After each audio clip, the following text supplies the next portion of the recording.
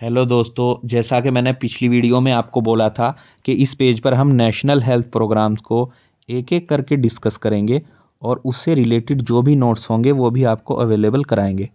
तो आज की इस पहली वीडियो में हम मलेरिया से संबंधित नेशनल प्रोग्राम है जो उसको डिस्कस करेंगे। यानी इसका पुराना नाम नेशनल मलेरिया कंट्रोल प्रोग्राम ये था, जिसको अब अपग्रेड करके national strategic plan for malaria elimination कर दिया गया है। इसके नोट्स आपको डिस्क्रिप्शन बॉक्स में मैं इसका लिंक अवेलेबल करा दूंगा, जिसको आप पीडीएफ वहां से डाउनलोड कर सकते हैं और पढ़ सकते हैं। प्योरली एग्जाम ओरिएंटेड एमओसीएच से रिलेटेड पॉइंट्स ही मैंने कवर किए हैं। तो सबसे पहले बात करते हैं हम इसकी हिस्ट्री की। इंडिया में मलेरिया कंट्रोल प्रोग्राम का शुरू हुआ था 1953 से, जब नेशनल मलेरिया कंट्रोल प्रोग्राम, जिसे एनएमसीपी कहा जाता है, लॉन्च किया गया। इस प्रोग्राम का मेन एम था मलेरिया के केस और डेथ को कंट्रोल करना। इसके बाद 1958 में एनएमसीपी को अपग्रेड करके नेशनल मलेरिया इरेडिकेशन प्रोग्राम यानी एनएमईपी कर दिया गया। इसका मकसद था कि बीमारी को पूरी तरह से ख़त्म कर देना, जिसके बहुत अच्छे रिजल्ट आए और 1961 तक मलेरिया के केसेस 50,000 से भी कम हो गए और जो डेथ होती थी मलेरिया की वजह से वो लगभग ज़ीरो हो गई। लेकिन 1976 के बाद मलेरिया फिर से बढ़ने लगा, जिसे मलेरिया रिसर्जेंस के नाम से जाना जाता है, जिसको कंट्रोल करने के लिए 1977 में मॉडिफाइड प्लान ऑफ ऑपरेशन यानी एमपीओ को स्टार्ट किया गया।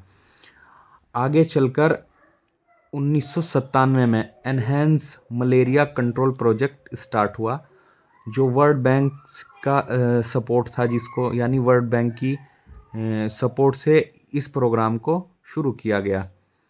2003 में national vector borne disease control programme यानी एनवीबीडीसीपी लॉन्च हुआ, जिसमें मलेरिया के साथ साथ डेंगू, चिकनगुनिया जैसे अन्य 6 बीमारियों को भी इसमें डिस्कस किया गया। उसको हम अलग से डिस्कस करेंगे, वो भी हमारे नेक्स्ट टॉपिक में या हमारे सिलेबस में है, वो उसको अलग से डिस्कस किया जाएगा।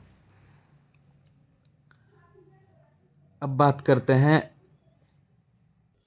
2005 में आईएमसीपीआई इंटेंसिफाइड मलेरिया कंट्रोल प्रोग्राम को लॉन्च किया गया। फिलहाल मलेरिया से रिलेटेड जो प्रोग्राम चल रहा है वो NSP national strategic plan for malaria elimination, जिसे हम शॉर्ट में एनएसपी 2023 टू 2027 कहते हैं। इस प्लान को इम्प्लीमेंट करता है national centre for vector borne disease control, जिसे वीबीडीसी कहा जाता है, और ये ministry of health and family welfare के अंडर काम करता है। एनएसपी का पीरियड जो है वो 2023 से 2027 तक का है। एनएसपी का विज़न जो है वो है मलेरिया फ्री इंडिया। इसका मिशन है 2030 तक मलेरिया को एलिमिनेट करना है और 2027 तक ज़ीरो इंडिजिनस मलेरिया केसेस का गोल को अचीव करना है। 2030 तक मलेरिया को एलिमिनेट करके डब्ल्यूएचओ का सर्टिफिकेट प्राप्त कर लेना है एलिमिनेशन का। अब समझते हैं मलेरिया की एंडेमिसिटी कैटेगरीज को। API based. एपीआई है एनुअल पैरासाइट इंडेक्स।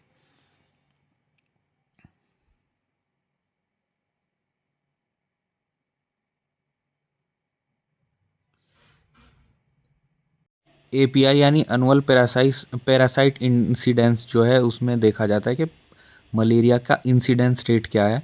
यानी मलेरिया के जितने केस मिलते हैं उसको डिवाइड किया जाता है टोटल पॉपुलेशन से और मल्टीप्लाई किया जाता है 1000 से। जो भी वैल्यू आती है उसके अकॉर्डिंग कैटेगरीज बन जाती है। कैटेगरी 0 में आते हैं इंडिजिनस केसेस। कैटेगरी 1 में आते हैं एपीआई जिनकी वैल्यू आएगी 1 से कम। कैटेगरी 2 में आते हैं API less than 1 but districts जो होते हैं उसकी वैल्यू 1 से ज़्यादा होती है। और कैटेगरी 4 में वो आते हैं जिनकी एपीआई वैल्यू 1 से ज़्यादा होती है। अब बात करते हैं एनएसपी के 5 स्ट्रेटेजिक अप्रोच की। सबसे पहला है सर्विलांस एज कोर इंटरवेंशन, यानी इस सबसे पहले हमको सर्विलांस करना है। दूसरा है टेस्टिंग, ट्रीटिंग और ट्रैकिंग। तीसरा क्या है, वेक्टर कंट्रोल, जिसमें इंडोर रेजिडुअल स्प्रे करना, लॉन्ग लास्टिंग इंसेक्टिसाइडल नेट्स का यूज़ करना, लार्वा का जो सोर्स है उसका मैनेजमेंट करना, ये सब शामिल है। इसके अलावा एक्सीलरेटेड एलिमिनेशन और रिसर्च और इनोवेशन इस फील्ड में करना, ये सब क्या है, एनएसपी के स्ट्रेटेजिक अप्रोच।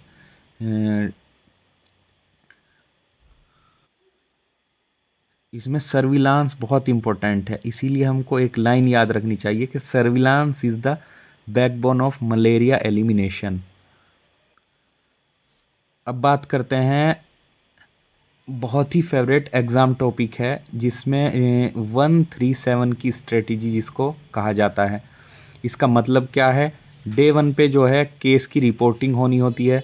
जैसे ही मलेरिया का केस कंफर्म होता है उसे 24 घंटे के अंदर रिपोर्ट करना होता है। ये reporting integrated health information platform यानी IHIP पोर्टल पर ऑनलाइन की जाती है। डे 3 पर क्या होता है, केस इन्वेस्टिगेशन होता है जिसमें यह देखा जाता है कि केस इंडिजिनस है या इम्पोर्टेड है, पेशेंट को कंप्लीट ट्रीटमेंट मिल रहा है या आसपास के एरिया में कोई फीवर के केसेस एकदम से बढ़ तो नहीं गए। डे 7 पर फोकाई रिस्पॉन्स होता है, जैसे जिसमें पूरे एरिया में एक्शन लिया जाता है, जैसे फीवर का सर्वे होगा, वेक्टर कंट्रोल के मीजर्स और सोर्स का रिडक्शन किया जाएगा।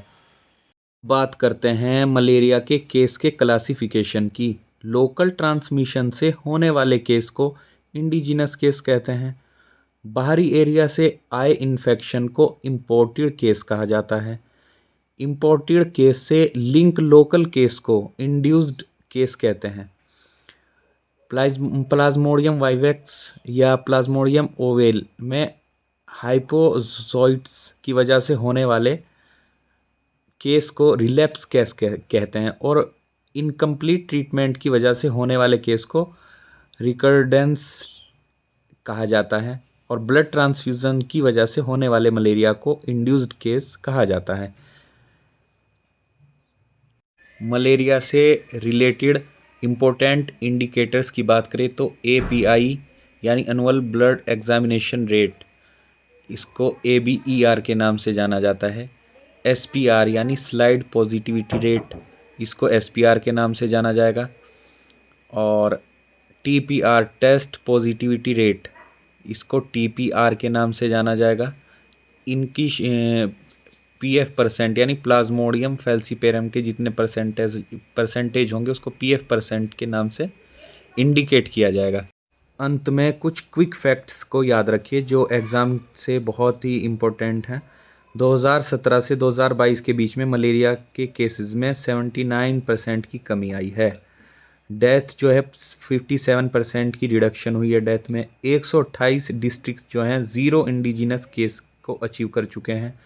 34 स्टेट और यूनियन टेरिटरीज़ में मलेरिया नोटिफाइबल डिसीज़ की कैटेगरी में आ चुका है और जो इसका रिपोर्टिंग का जो हमारा पोर्टल है वो IHIP के नाम से जाना जाता है।